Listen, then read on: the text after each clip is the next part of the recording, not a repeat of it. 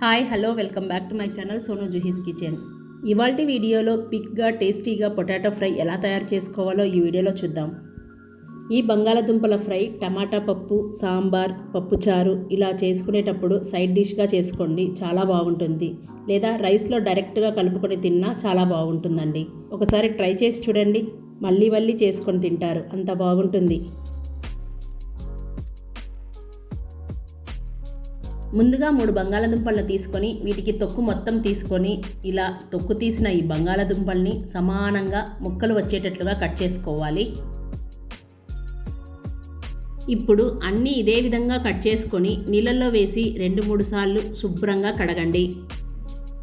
ఈ విధంగా కడగడం వలన స్టార్చ్ అనేది ఉంటుంది కదా, ఈ బంగాళదుంపల పైన స్టార్చ్ మొత్తం పోయి వేయించుకునేటప్పుడు కడాయికి ఎక్కువ అంటుకోకుండా బాగా వేగుతాయి. ఇలా 2-3 సార్లు శుభ్రంగా కడిగి పక్కనుంచండి.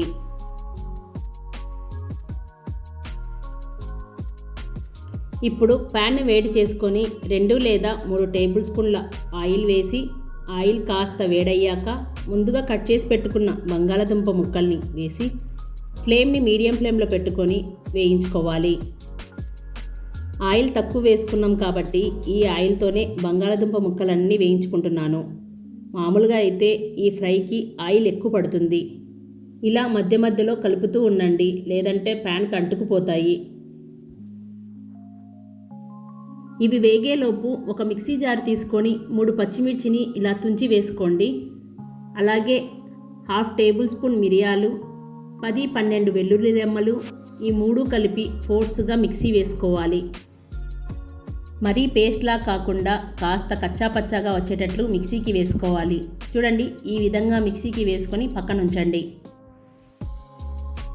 బంగాళదుంపలను వేయించుకునేటప్పుడు సాల్ట్ మాత్రం వేయకండి, ఎందుకంటే సాల్ట్ వేయడం వలన ఒకదానికొకటి అంటుకుపోతాయి. బంగాళదుంపలు మొత్తం ఇలా ఎర్రగా వేగిన తర్వాత ఒక ప్లేట్లోకి తీసుకొని పక్కనుంచండి.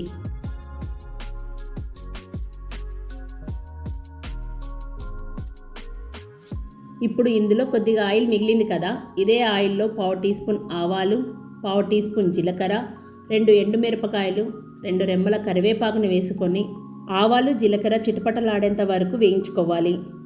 ఇవి వేగిన తర్వాత మనం ముందుగా మిక్సీకి వేసి పెట్టుకున్న వెల్లుల్లి పేస్ట్ వేసుకొని, వెల్లుల్లి పచ్చిమిర్చి మనం పచ్చివే వేసాం కాబట్టి పచ్చివాసన పోయేంత వరకు ఆయిల్లో వేయించుకోవాలి. ఇప్పుడు ఇందులో 1/2 టీ స్పూన్ పసుపును కూడా వేసి వేయించుకుందాం.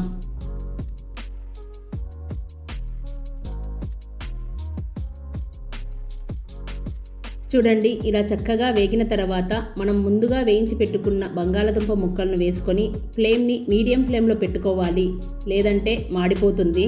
మీరు బాగా స్పైసీగా కావాలనుకుంటే ఈ టైంలో 1/2 టేబుల్ స్పూన్ కారపొడిని యాడ్ చేసుకోండి. మనం ఆల్రెడీ మిరియాలు, పచ్చిమిర్చి, ఎండుమిర్చి వేసాం కాబట్టి నేను వేయడం లేదండి. ఇప్పుడు రుచికి సరిపడా ఉప్పును వేసి బాగా కలుపుకోవాలి. చివరగా సన్నగా తరిగిన కొత్తిమీరని వేసుకొని సర్వ్ చేసుకోండి. అంతేనండి ఇవాల్టి వీడియో. ఈ వీడియో మీకు నచ్చిందనే అనుకుంటున్నాను. మీకు ఈ వీడియో నచ్చినట్లయితే ప్లీజ్ సోను జుహీస్ కిచెన్ని సబ్స్క్రైబ్ చేసుకోండి. అలాగే లైక్ చేయండి, మీ ఫ్రెండ్స్ రిలేటివ్స్కి షేర్ చేయండి. మీ ఫీడ్బ్యాక్ని కామెంట్ చేయడం అస్సలు మర్చిపోకూడదు. అంతవరకు బాయ్ ఫ్రెండ్స్.